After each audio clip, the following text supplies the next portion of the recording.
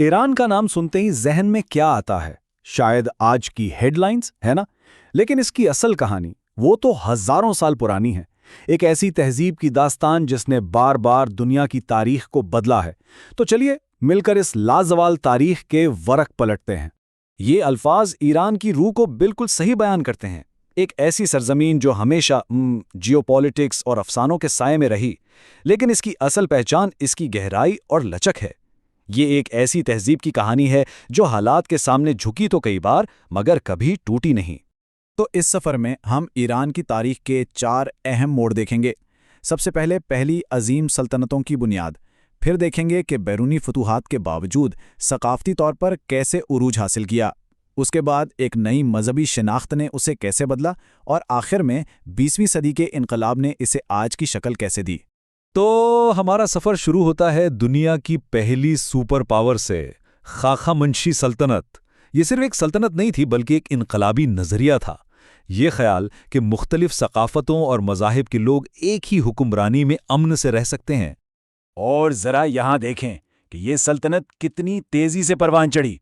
Cyrus आज़म ने इसकी बुनियाद रखी, दारा अव्वल ने उसे दुनिया की सबसे मुनज़्ज़म रियासतों में से एक बनाया, और फिर ज़रक्सीज़ ने इसे मजीद वुसअत दी, यहां तक कि सिकंदर आज़म ने आकर इस दौर का खात्मा कर दिया।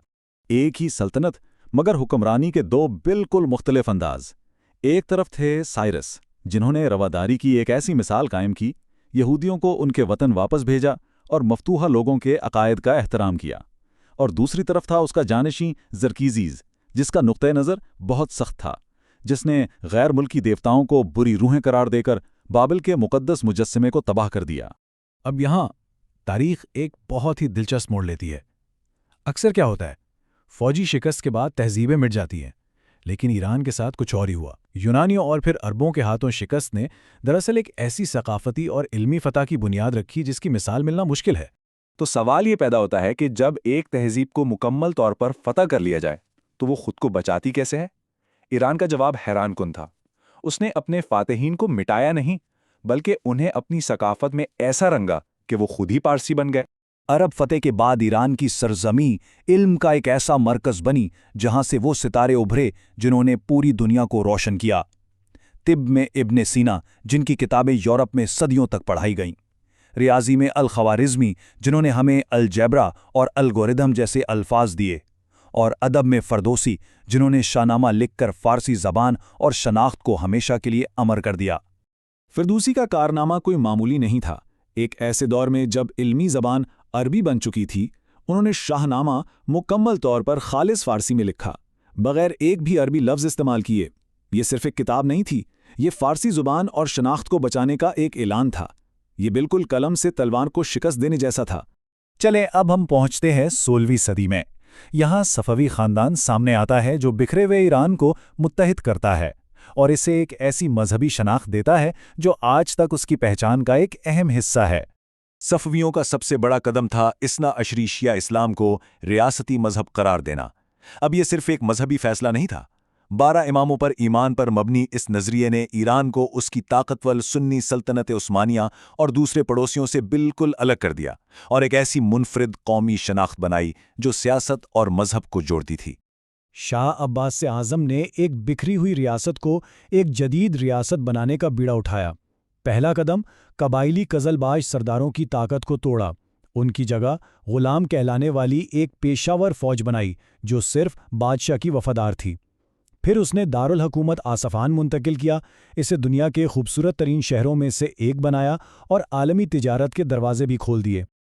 और अब हम आते हैं 20वीं सदी में, एक ऐसा तूफ़ानी दौर जिसने ईरान की हज़ारों साला बादशाहत को जड़ से उखाड़ फेंका और आज की जदीद रियासत को जन्म दिया। ये जिद्दत गैर मुल्की साजिशों और अवामी इनकलाब की एक पेचीदा कहानी है।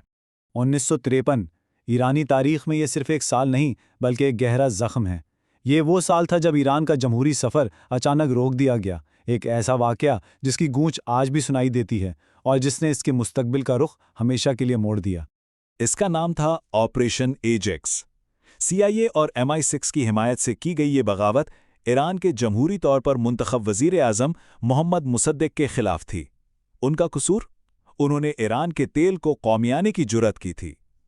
इस बगावत ने शाह की आमरीत को तो बहाल कर दिया, लेकिन ईरानी अवाम के दिलों में मगरिब के खिलाफ अदम एतमाद का वो बीज बो दिया जो बाद में एक बहुत बड़ा दरख्त बना।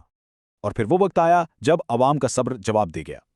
1978 में शाह के खिलाफ मुजाहिरों की आग पूरे मुल्क में फैल गई। देखते ही देखते 2500 साल पुरानी बादशाहत रेत के महल की तरह बिखर गई। जनवरी में शाह मुल्क छोड़कर भाग गए, फरवरी में आयतुल्लाह खुमैनी फातेह बनकर वापस लौटे, और अप्रैल तक ईरान एक इस्लामी जमहूरिया बन चुका था। 444 दिन, ये सिर्फ एक मुद्दत नहीं, ये वो दिन थे जब पूरी दुनिया की नज़रें तेहरान पर जमी थीं। ये वो बहरान था जिसने नए इनकलाबी ईरान का अमेरिका और बाकी दुनिया के साथ ताल्लुक हमेशा के लिए तय कर दिया। ये था ईरान यरगमाली बहरान। इनकलाबी तुलबा ने अमरीकी सिफारत खाने पर कब्जा करके 52 अमरीकियों को यरगमाल बना लिया। इनके नज़दीक ये 1953 की अमरीकी मुदाखलत का एक जवाब था। उनका मुतालबा था कि अमरीका शाह को वापस करे और ईरान के मामलात में दखलंदाजी बंद करे। इस वाक़े ने नई हुकूमत के अमरीका मुखालिफ नज़रिए पर एक पक्की मोहर लगा दी। और आज ईरान उसी दोराहे पर खड़ा है।